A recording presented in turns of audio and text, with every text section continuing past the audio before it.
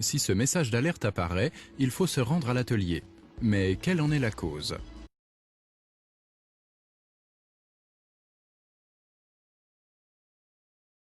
Afin de repérer le défaut, vous procédez à un diagnostic de la SMART par le biais de Xentry Diagnostics. Lancez un test rapide. En notre cas, il s'agit d'un défaut d'isolement au sein du système de la batterie haute tension. Cela signifie que vous devez effectuer un contrôle de la résistance d'isolement. Dans cette optique, il est d'abord nécessaire de procéder à la mise hors tension manuelle du réseau haute tension selon les critères de protection individuelle spécifiques du pays.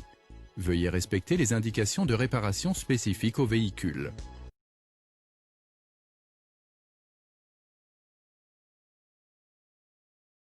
Commencez par la batterie 12 volts, dont vous séparez la fixation vissée à l'intérieur du plancher.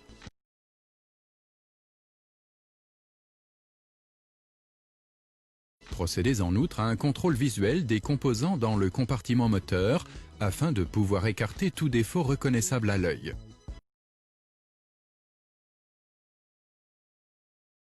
Une fois fait, retirez le dispositif de coupure haute tension S7 et prenez les précautions nécessaires pour empêcher une remise en service du système.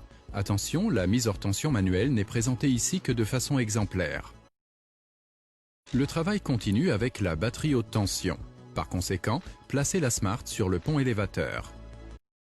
Doté des équipements de protection individuels prévus par la législation de votre pays, vous débranchez le connecteur électrique de la batterie haute tension.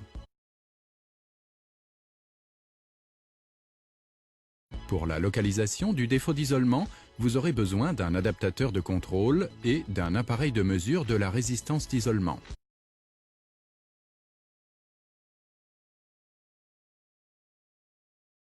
Raccordez l'adaptateur de contrôle à la batterie haute tension. Vous procédez par élimination. Commencez par essayer de localiser le défaut au moyen de l'adaptateur de contrôle sur la batterie haute tension. Important, respectez impérativement les directives de mesure. Mesurez toujours entre le plus et le neutre et entre le moins et le neutre. Jamais entre le moins et le plus.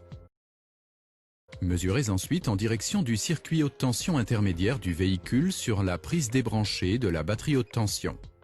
Si l'appareil de mesure présente une valeur supérieure à 1 MΩ, le circuit haute tension intermédiaire et ses composants ne présentent aucun défaut. Si la valeur est inférieure à 1 MΩ, il y a un défaut. À présent, débranchez le connecteur du compresseur électrique de frigorigène. Suite à quoi vous répétez la mesure du circuit haute tension intermédiaire.